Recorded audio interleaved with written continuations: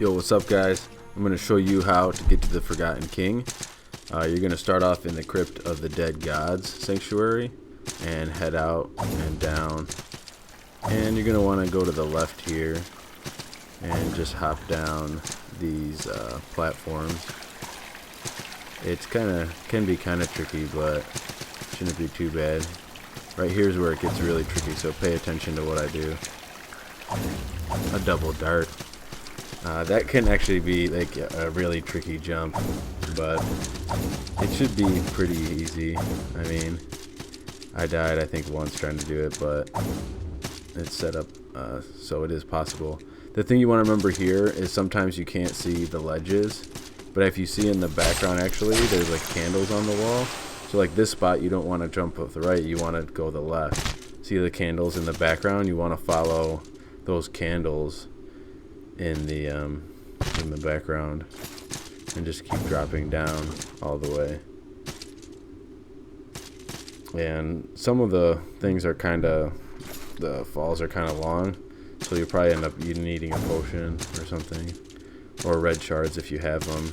And it's pretty much that easy, and that's how you will get to the Forgotten King hidden boss battle. Hidden secrets, hidden secrets. Alright guys, so let's fight this boss. The Forgotten King. They should be called like the Forgotten Kings or Forgotten Wise Men or something. But I guess one is actually the Forgotten King, the Forgotten Judge, and the Forgotten Knight. But whatever. The one that I went after first, well, first off, I guess I really didn't go after one or pick out one or the other. I basically just tried to do a lot of blocking and evading as all three of the bosses are coming at you.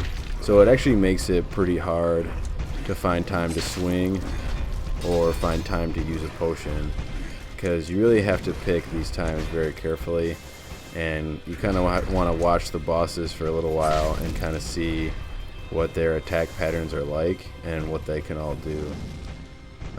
But the one that seems the most annoying is who I presume is the king, the guy with the yellow garb, the scepter, and what appears to be a king's crown. But he's definitely the most annoying. He has a jump attack and a little, ground stab with his staff. But the really annoying thing is like he starts doing these kicks. And sometimes he can do like 3 or 4 in a row. Like you'll see him right there. He does a couple. But he can basically just keep doing them like 3 or 4 right in a row. And it's super annoying. The knight will actually block. And he has a pretty good reach as he has like that downward slash, I guess, with his sword. That downward drop. But he's really slow.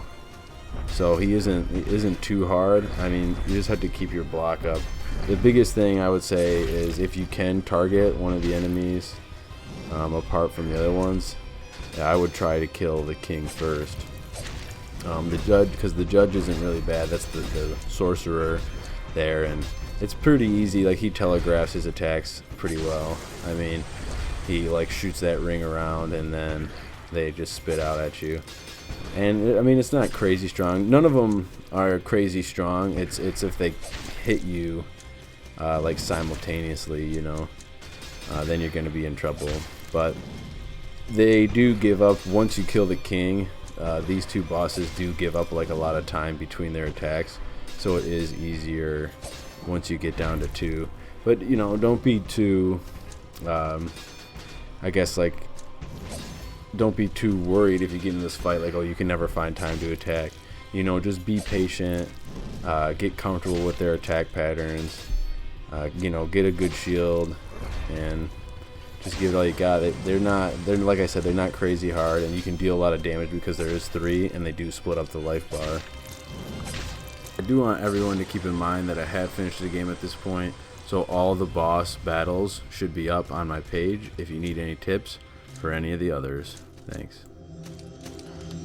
Yeah. Alright guys, I'm about to go over the gear I used to defeat this boss. I kept my demon set. I switched up for the Bloodflower ring to get more attack power. I used the Mossy ring, Relentless ring, and the Bandaged ring. These 3 rings are all really great just to keep on. I've used them for the majority of the boss battles to keep my shield high, to make sure I always have enough stamina to do what I gotta do. This time I actually switched it up and used the Jaws of Death one-handed with the shield, the Iron Rampart, which I recently upgraded, and pretty much everything is 100. It's a really badass shield. I used the Impinge Charm because these guys are actually weak to fire, and I did for a little bit use the Blessed Page because they are weak to holy as well. Alright guys, that's going to wrap it up for this boss, and I'll see you guys in the next one.